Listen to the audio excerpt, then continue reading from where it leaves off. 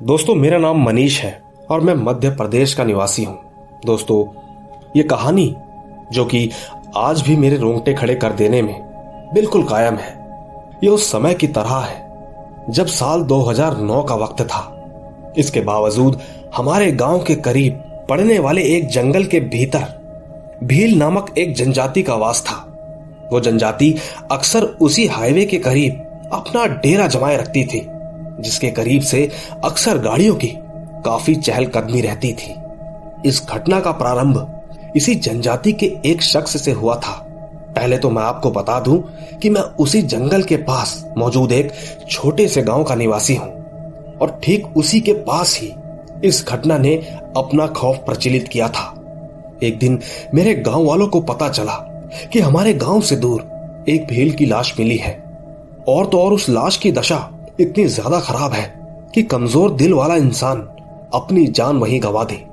दोस्तों, उस जोरदार मौत के बाद उस जगह एक अलग ही आतंक सा मच गया।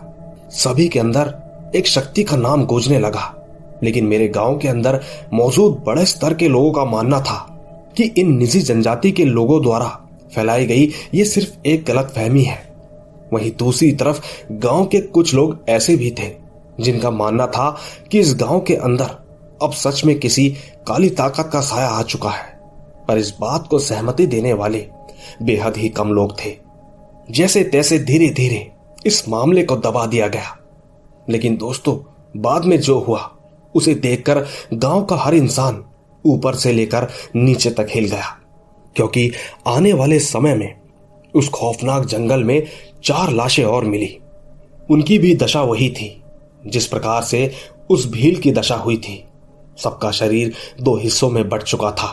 उसे देखने के बाद अच्छों की रूह कांप उठी थी। उसका वो रूप सच में बेहद भयानक था। हालांकि मैंने उनकी ये दशा नहीं देखी, लेकिन गांव वालों के अनुसार उनका रूप सच में बहुत डरावना था। अब तो गांव के कुछ लोगों को छोड़कर सभी को यह विश्वास हो चुका था कि इस गांव के अंदर जरूर किसी आत्मा का प्रकोप है। वो मानने लगे थे कि जरूर इस गांव के अंदर कोई राक्षस या फिर कोई अनजानी शक्ति है जो कि लोगों को अपना शिकार बना रही है। पर यह बात गांव के सभी लोगों से छुपी हुई थी कि आखिर ऐसी कौन सी ताकत है जो इस गांव के ऊपर अपना दहशत का माहौल मचा रही है। साथ ही एक सवाल यह भी था कि आखिरकार वो ऐसा कर ही क्यों रही है। सभी लोगों को पूरा यकीन हो चुका था, लेकिन इसी बीच मेरे गांव के अंदर कुछ लोग ऐसे भी थे जो कि हरगिज़ इन चीजों पर विश्वास करने के लिए बिल्कुल तैयार नहीं थे। उनमें से एक मेरे अंकल सुमेर भी थे, जो कि लगातार इन बातों को गलत साबित करने की कोशिश करते थे, पर हर बार उनका दाव उल्टा उनके ऊपर ही पड़ जाता था। कुछ दिनों बाद फिर एक ऐसा खौफनाक किस्सा जिसने इस बार गांव को पूरे तरीके से दहशत की स्थिति में डाल दिया था, जिसकी वजह से पूरा गांव कुछ दिनों के लिए खामोश हो गया। पूरा का पूरा गांव एकदम वीरान सा हो चुका था। ऐसा लग रहा था मानो कि गांव के अंदर किसी की मौत हुई हो। दोस्तों, दरअसल कुछ ही दिन पहले गांव का एक लड़का जिसका नाम सुनील था, वो अपनी गाड़ी लेकर उस सड़क को पार कर रहा था जिस सड़क पर पहले भी काफी सारे हादसों ने जन्म लिया था। लेकिन इससे पहले ही वो गाड़ी एक खाई में फंस गई, और पता नहीं क्यों पर वो खाई आई तो आई कहां से, क्योंकि इससे पहले वहां पर ऐसी कोई खाई थी ही नहीं। ये सच में एक हिला देने वाली बात थी। जब गांव वालों ने इसके बारे में रिसर्च किया तो वो भी नहीं जान पाए।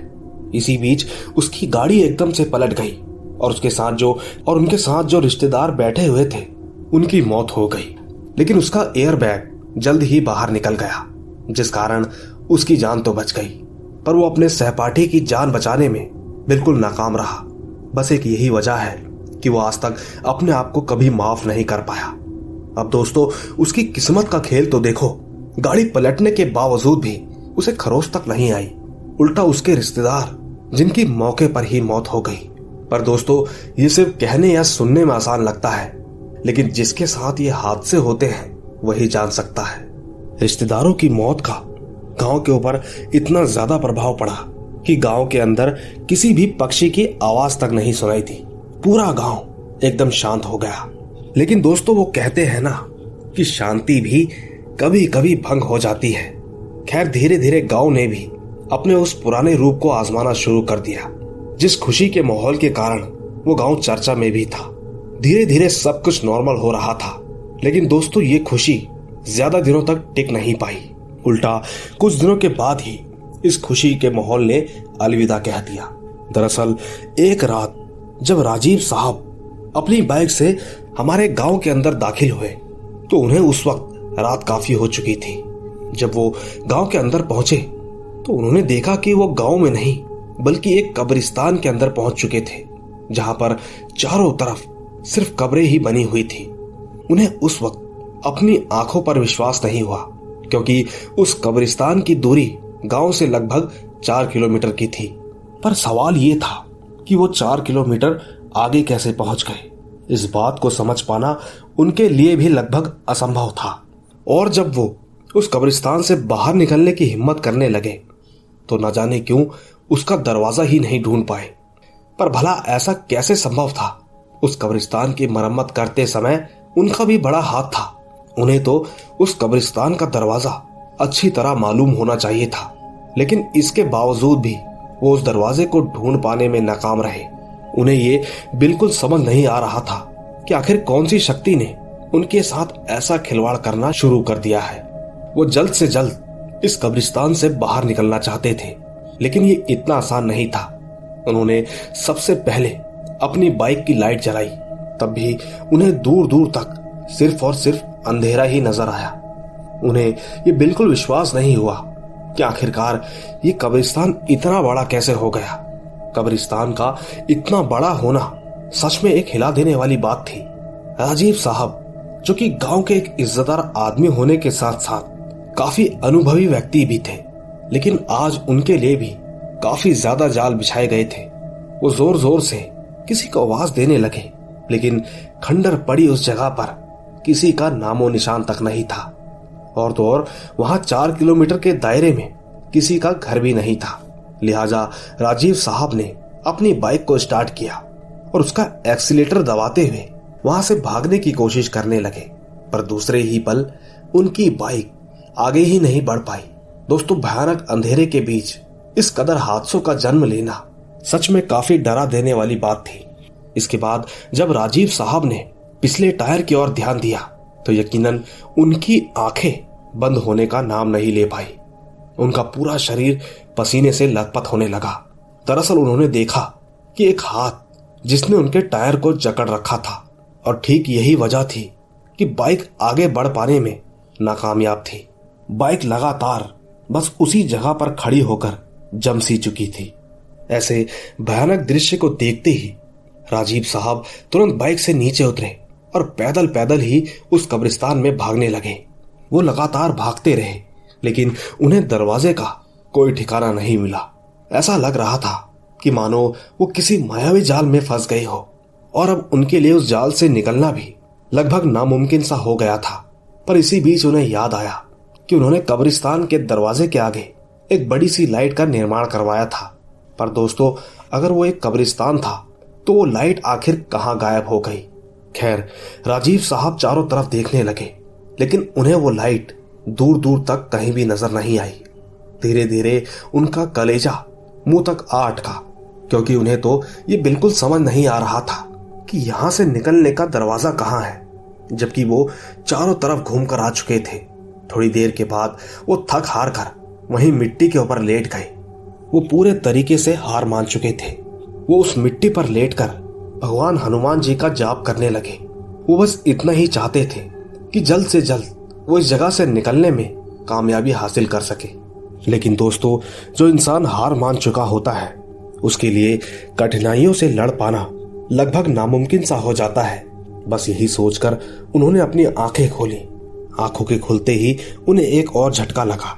उन्होंने खुद को एक 4 दीवारी में लेटे हुए पाया। हालांकि उस दीवार की छत नहीं थी, और तो और उनके ऊपर काले काले बादल मंडरा रहे थे। उन बादलों की गड़गड़ाहट खौफनाक जगह की गवाही दे रही थी। इसी बीच चमगादड़ों के एक झुंड ने उनके ऊपर हमला कर दिया, जिसके कारण वो इधर से उधर छटपटाने लगे। उन्हें काफी ज्यादा दर्द हो रहा था। चमगादड़ के झुंड ने उन पर इस कदर धावा बोला था, यकीन मानिए उनके शरीर से खून तक बाहर निकलने लगा था। वो बस एक बुरी अवस्था में पहुंच चुके थे। हालांकि अब उनका पूरा शरीर हार मान चुका था, लेकिन उनके अंदर का जुनून अब भी हार मानने को तैयार नहीं था। खैर, उन्होंने हिम्मत की और उठने की कोशिश करने लगे। दोस्तों, आपने कई जगह सुना होगा, कहते हैं कि जब इंसान किसी मुसीबत में पेश आता है तब तब भगवान उसकी मदद करने में जुट जाते हैं। दोस्तों, इसके थोड़ी देर बाद ही वहां पर आंधी और तूफान ने अपना विकराल रूप धारण कर लिया। ऐसा लग रहा था मानो प्राकृतिक रूप अपना सौंदर्य बिगाड़ रही हो। कड़कती हुई बिजली, चारों तरफ का माहौल एकदम बिगड़ चुका था। लेकिन अभी भी राजीव साहब अपनी आंखें बंद करके जमीन पर लेटे हुए थे। इसी बीच उनकी आंखों के ऊपर एक जोरदार रोशनी पड़ने लगी। आंखें खुली तो पाया कि ठीक उनके सामने कब्रिस्तान का वही दरवाजा था जिसे ढूंढ ढूंढ कर उनकी ये हालत हो चुकी थी। बस फिर क्या था, राजीव साहब अपना वक्त बर्बाद न करते हुए जल्दी से अपनी बाइक के पास पहुंचे। उन्होंने बाइक स्टार्ट की और वो तुरंत वहां से निकल गए। पूरे रास्ते उन्हें ये बात समझ नहीं आई कि आखिर ऐसा कैसे हो सकता है, क्योंकि वो तो कब्रिस्तान के अंदर लेटे हुए थे और तो और अचानक दरवाजा कहां से आ गया, ना आखिरकार वहां कैसे पहुंचा। इसी तरह के अनेक विचारों ने उनके ऊपर डेरा जमा लिया था। फिर वो रात के लगभग 3:30 बजे अपने घर पहुंचे। उन्होंने अब तक की पूरी कहानी के बारे में अपने घर वालों को भी बताया। साथ ही वो आज भी ये नहीं जान पाए कि आखिर उस दिन वो उस कब्रिस्तान के दरवाजे के पास कैसे पहुंचे। आखिर ऐसी कौन सी शक्ति थी जिन्होंने उनकी मदद की। ये बात अब तक एक रहस्य बनकर रह गई है, लेकिन कहीं ना कहीं उनका मानना है कि हो ना हो ये मदद उनके पूजनीय भगवान हनुमान जी ने ही की होगी। साथ ही दोस्तों,